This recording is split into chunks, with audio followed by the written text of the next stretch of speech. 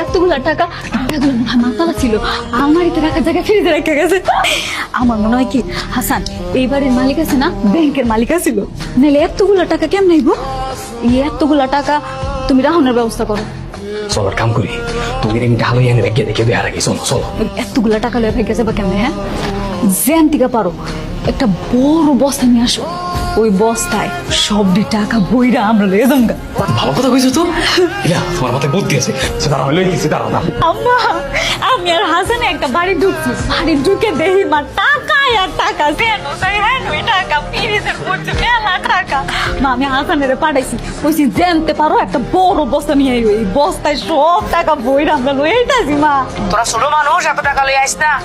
আমি আইতাছি ভাই, বস্তা আছে বস্তা। কি রাখবেন আমার এখন? টাকা রাখুন টাকা। এলন, আচ্ছা বড় বস্তা নাই, 100 টাকা দেন। মা গো মা, কত টাকা! পুরো ঘর ভর্তি টাকা, যেদিক টাকাই সেদিক টাকা। শোন, আমরা দুজন ভাইকে যাই। হাসান আসলে তো টাকাটা 3 ভাগ করতে হইব। আমরা এক ভাইকে গেলে শুধু আমগো টাকা আমগো একজনে নিয়ে যাবো। চল। তুমি কথাটা কইলা কি? এই টাকার লগে তুমি আমার হাসানের লগে বিয়া দিতে চাও, আর আজকে কইতাছো যে টাকাটা দুজনে ভাগাভাগি করে ভাইগে যায়, হাসানের ভাগ দিতে হবে না? মার মাইয়া মিলা টাকা পয়সা ভাগাভাগি শুরু করে দিয়েছেন অলরেডি। টাকা কেমনে ভাগাভাগি করা যায় সেই বুদ্ধি পরামর্শ করতেছি। কলিং বেলতেছে বাড়ির মালিকাই করছে। আমার তাড়াতাড়ি চলে না, টাকা পয়সা যা আছে সবকিছু লইয়া পিছে জানাতে ভাগ গেছে। এই চলো পয়সা চলো। না না, যদি বাড়ির মালিকাই তো তাহলে তো চাবি দিয়ে খুললে ঘরে ঢুকতো, তাই না?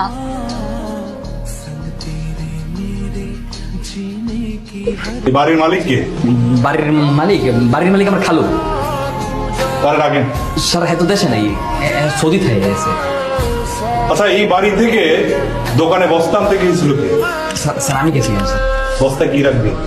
বস্তার ভিতরে মানে স্যার আমি বলতেছি স্যার, আমি গেছি খালু, একটু বিরাট বড় লোক। হ্যাঁ, যাওনের আগে আমাকে এত সবজি কিনে দিয়ে গেছে, আলু পটল সিম বরবটি, এগুলো রাহনের জায়গা নেই। আমরা মানুষ হয়েছি 2 জন। পরে কইলাম কি যে দোকানে যাও, দোকানে গিয়ে একটা বড় বস্তা নিয়ে আসো, বস্তায় করে সবকিছু গ্রামে পাঠাই দিব। কিন্তু আমি শুনলাম তুই নাকি দোকানদারে বলছস বস্তায় টাকা রাখবি। দোকানদার লোক ফাইজলামি করছিল, একটু মশকারি করছিল। এই সব বিষয় নিয়ে ফাজলামি করবি না। ঢাকায় একটা ব্যাংকে টাকা দিয়েছে, টাকা পয়সার বিষয় নিয়ে আর জানি এরকম ফাজলামো না শুনে, ঠিক আছে?